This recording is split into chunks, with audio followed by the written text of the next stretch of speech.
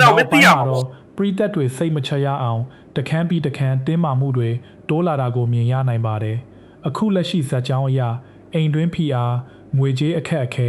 အချစ်ရေးမပြေလည်မှုကိုဝင်နဲ့ပတ်သက်တဲ့ဆုံးဖြတ်ချက်ကြီးအမုန်းတရားနဲ့ဖုံးကွယ်ထားတဲ့အမှန်တရားတွေဟာတစ်ချိန်တည်းမှာပဲပောက်ကွဲဖို့အစဉ်သင့်ဖြစ်နေသလိုခံစားရပါတယ်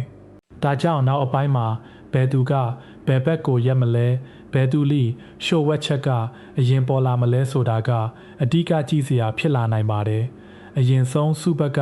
ဇက်ကြောင်းကိုကြည့်ရင်ပရိသတ်တွေအရန်စိတ်ဝင်စားမဲ့အလဲအပြောင်းတစ်ခုကိုမြင်ရနိုင်ပါတယ်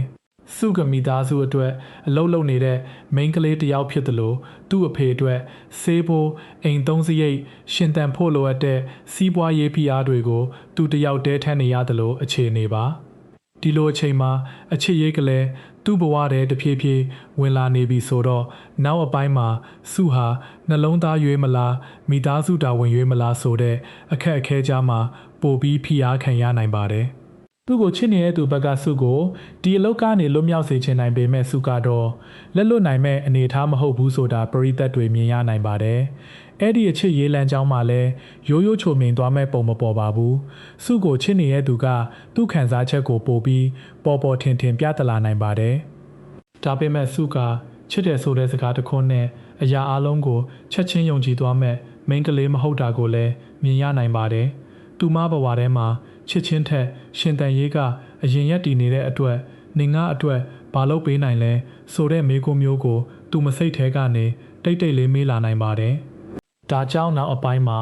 အချစ်ကိုတတ်သိပြဖို့စ조사တဲ့သူတယောက်နဲ့တာဝန်ကြီးကိုမလွတ်နိုင်တဲ့စုကြားကခံစားချက်ပိုင်းဆိုင်ရာဆွဲငင်မှုကအယမ်းပြင်းလာနိုင်ပါတယ်တစ်ဖက်မှာတော့စုမေနဲ့ရွှေစင်တို့လိုစုနာကလူတွေဟာနောက်အပိုင်းမှာပိုအရေးကြီးလာနိုင်ပါတယ်အခုလိုငွေမရှိရင်အရာအလုံးနဲ့ထိတ်တိုက်တွေ့ရတဲ့အခြေအနေမှာသူတို့ဟာစုအတွက်မိတ်ဆွေကောင်းလားဒါမှမဟုတ်ဇက်ကြောင်းကိုနောက်ထပ်ရှုပ်ထွေးသွားစေမဲ့အချက်လားဆိုတာပိုရှင်းလာနိုင်ပါတယ်အထူးသဖြင့်အလုပ်အတူသွားလုပ်မယ်တယောက်ကိုတယောက်ဖေးမမယ်ဆိုတဲ့သဘောထားဟာနောက်အပိုင်းမှာ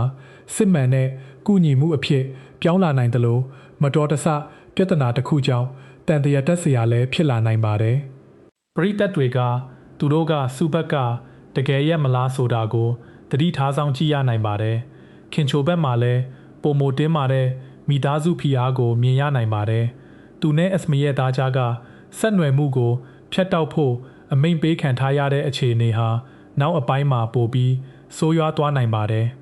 ဒီလိုမိသားစုရဲ့အဆင့်အတန်းခွဲခြားမှုငွေကြေးအရေးအသွေးကြောင့်ဖြစ်လာတဲ့အနာဂတ်မခံလိုမှုကခင်ချိုကိုစိတ်ပိုင်းဆိုင်ရာအနေနဲ့ထိခိုက်စေနိုင်ပါတယ်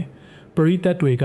ခင်ချိုဟာတိတ်တိတ်လေးနောက်ဆုတ်သွားမလားဒါမှမဟုတ်မတရားမှုကိုပြန်မေးမလားဆိုတာကိုမြင်ရနိုင်ပါတယ်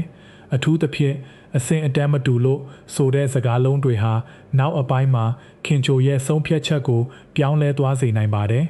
ဒီဇာတ်ကြောင်းနဲ့ချိတ်ဆက်ပြီးမိသားစုအကြီးအကဲဘက်ကလည်းနောက်အပိုင်းမှာလက်နက်ချမဲ့ပုံမပေါ်ပါဘူးသူတို့ဘက်က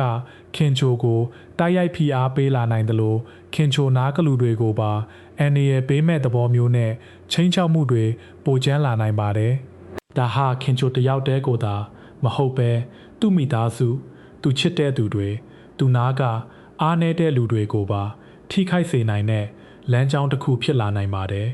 ပရိသတ်တွေကဒီနေရာမှာခင်ချိုဘက်ကကာကွယ်ပေးမဲ့သူရှိလာမလားဆိုတာကိုမျှော်လင့်ရနိုင်ပါတယ်နောက်အပိုင်းမှာအရန်ထူးခြားစွာမြင်ရနိုင်မဲ့လမ်းကြောင်းတစ်ခုကကိုဝင်ရှိနေတဲ့မိန်းကလေးဘက်ကဇက်ကြောင်းပါကလေးအဖေကတာဝန်မယူဘဲပြစ်ထားတဲ့အခြေအနေမှာဒီကလေးကိုမွေးမယ်ဆိုတဲ့ဆုံးဖြတ်ချက်ဟာရိုးရိုးစိတ်ဓာတ်မကပဲဇလန်းတစ်ခုလုံးကိုလှုပ်ခတ်စေနိုင်တဲ့ဆုံးဖြတ်ချက်ကြီးဖြစ်လာနိုင်ပါတယ်နောက်အပိုင်းမှာသူမရဲ့စိတ်ဓာတ်ကိုမတီးတဲ့သူတွေကပြစ်တင်လာနိုင်တယ်လို့မိခင်တယောက်အနေနဲ့ရက်တီဖို့ကူညီမဲ့သူတယောက်ယောက်ပေါ်လာနိုင်ပါတယ်ဒါပေမဲ့အဲ့ဒီကူညီမှုကတကယ်ရိုးသားမလားအပြန်အလှန်ကြိုးစီပွားနောက်ခံရှိမလားဆိုတာကတော့စောင့်ကြည့်ရမယ့်အချက်ဖြစ်လာနိုင်ပါတယ်အဲ့ဒီကိုဝင်ဇက်ကြောင်းနဲ့ပတ်သက်ပြီးအဓိကမေးခွန်းကြီးကတော့ကလေးအဖေဘက်က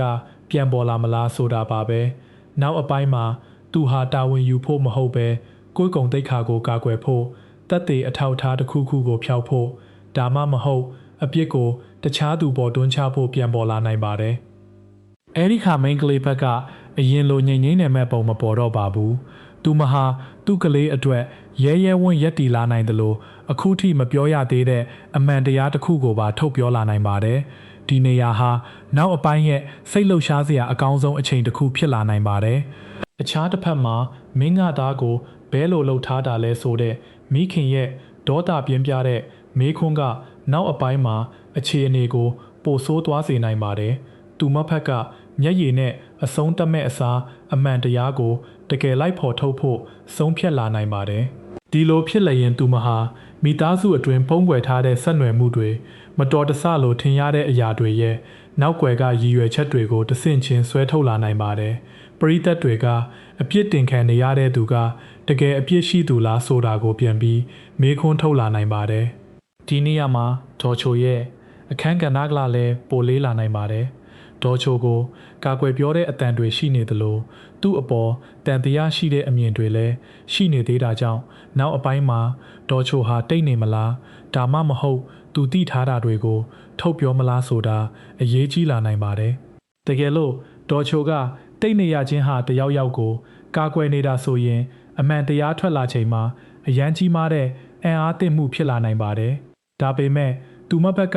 မိခင်တယောက်ရဲ့ရက်တီချက်နဲ့သာဆုံးဖြတ်နေတာဆိုရင်ပရိပခကပိုပြီးနာကျင်စရာဖြစ်လာနိုင်ပါတယ်။ဂျွန်ဘက်ကလည်းနောက်အပိုင်းမှာပိုမိုစိတ်ဝင်စားဖို့ကောင်းလာနိုင်ပါတယ်။စီစဉ်တွေရှိသေးတယ်ဆိုတဲ့သဘောကသူဟာတာမန်ဘေးကလူမဟုတ်ပဲနောက်ွယ်မှာတခုခုကိုစီစဉ်နေသူဖြစ်နိုင်တယ်လို့ထင်စရာရှိပါတယ်။သူက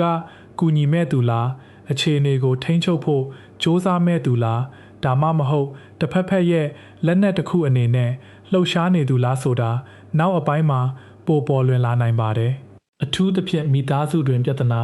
ငွေကြေးပြဿနာနဲ့ဂုဏ်သိက္ခာပြဿနာတွေအားလုံးကိုချိတ်ဆက်နိုင်မဲ့လူမျိုးက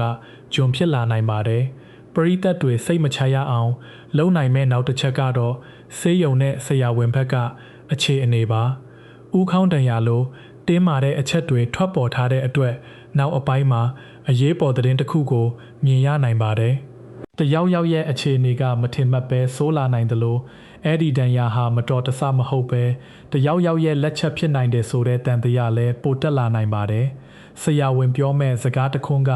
မိသားစုတစ်ခုလုံးကိုလှုပ်ခတ်စေနိုင်ပြီးအပြစ်ရှိသူကိုရှာဖို့အပြေးအလွှားဖြစ်လာနိုင်ပါတယ်။ရဲဘက်ကပါဝင်လာနိုင်တဲ့အလားအလာကလည်းအယမ်းမြင့်ပါတယ်။အခုလိုဆွဆွဲမှုတွေများနေပြီးလူအနာတရားဖြစ်ထားနိုင်တဲ့အခြေအနေမှာနောက်အပိုင်းမှာတရားဝင်မေးမြန်းမှုတွေ